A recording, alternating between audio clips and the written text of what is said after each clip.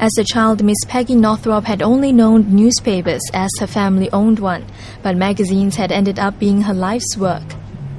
Having worked for women's magazines like Glamour and Vogue, she's now the global editor-in-chief of Reader's Digest magazine. Under her watch, she has not only revamped the magazine, helped it win its first award, but also increased its reach to more readers. So you've won awards and worked for some of the biggest magazines in the U.S. How did you achieve all that?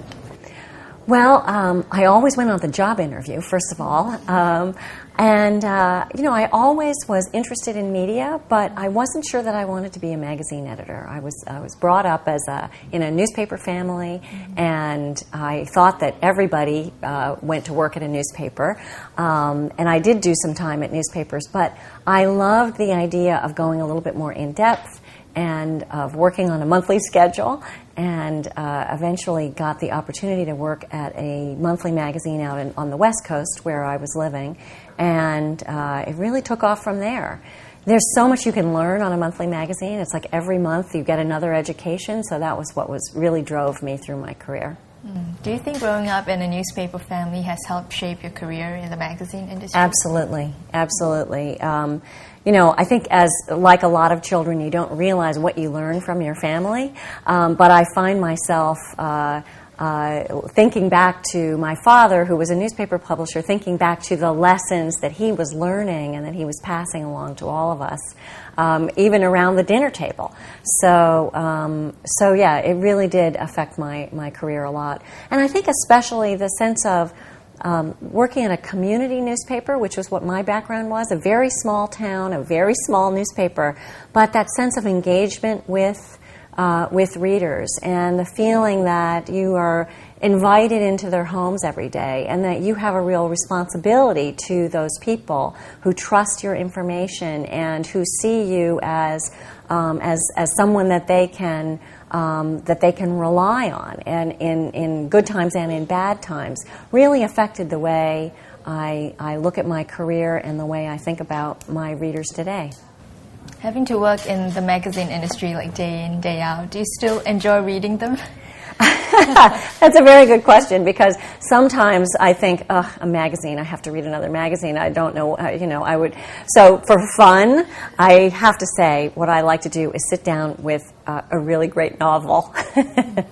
So what are your favorite magazines then, since you are sort of a leader in the magazine industry?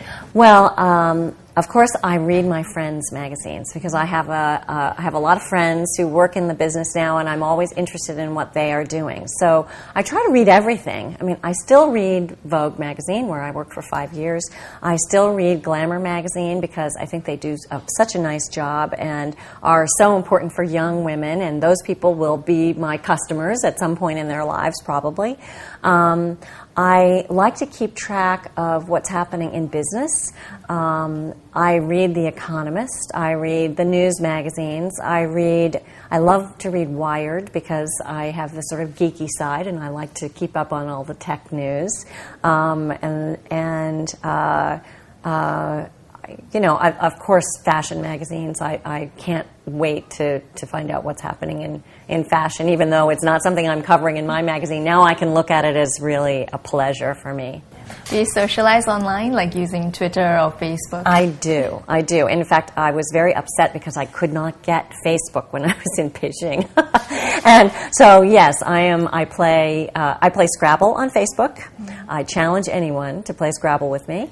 And I keep track of my family and friends that way, and keep up with people that I've met around the world. It's a really wonderful thing. And I do have a Twitter account. I don't use it as often as I follow other people. So I find that sometimes I'll go on and I will even search Reader's Digest to see what people are saying about Reader's Digest on Twitter. And so it's a wonderful tool for those of us in the business to find out how people are really talking about our brands. Do you have a lot of followers on Twitter? I don't yet, no, because I have not devoted the time to it. That's something that I'm going to have to really buckle down and do, I'm afraid. Okay. Could you tell us more about your involvement in the humanitarian organization, CARE? CARE is something that I got involved with about 5 years ago when I was at More Magazine. And because they are a global organization really focusing on empowering women, I found it very meaningful to be involved with them. And they want to help make women and girls more independent, give them the tools that they need to start their own businesses and to become educated. And I had the opportunity when I was at More to take a group of readers to Peru to see some of CARE's work in action, and it was really, I brought my daughter with me who was then 14, and it was really one of the most meaningful travel experiences I've ever had to see how a small amount of technical help or a micro loan can reverberate not just through a woman's life and her family's life, but then out into her community. So it really is. It's like it was almost like magic watching a small donation, a small bit of help, just kind of blossom into a network of relationships and improvement in women and girls' lives. So it's something that I'm still very, very interested in and interested in promoting. And plus, it works. You know, we're interested in what actually works, what helps people. And I think they have a model that really works. With so many achievements under her belt, the woman who is over 40 years old is not about to rest on her laurels. What's your next big project? My next big project is, actually I have two. Am I allowed to have two? I have two big projects. One of them is to launch something that we are calling the Reader's Digest version. And I don't know whether people say this here, but they certainly do in the United States, that when they want to get straight to the point about whatever it is, they'll say, I'm going to give you the Reader's Digest version, or they'll say, please don't give me all of that information, just give me the Reader's Digest version.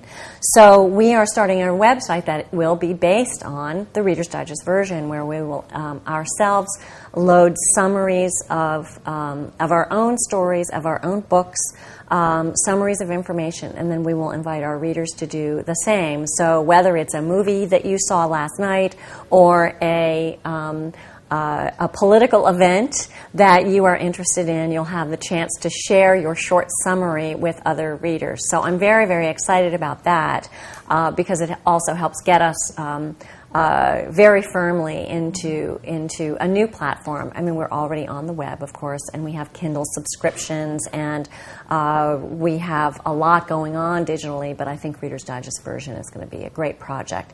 And the second thing I'm working on in the U.S. is we're launching a new health and wellness magazine for women over 40 called Best You, which will deal with wellness, nutrition, exercise, beauty, and it gets me back to my women's magazine roots a little bit, which I'm excited about. No surprise for someone who has worked for fashion magazines. Peggy says the new magazine will be launched next year.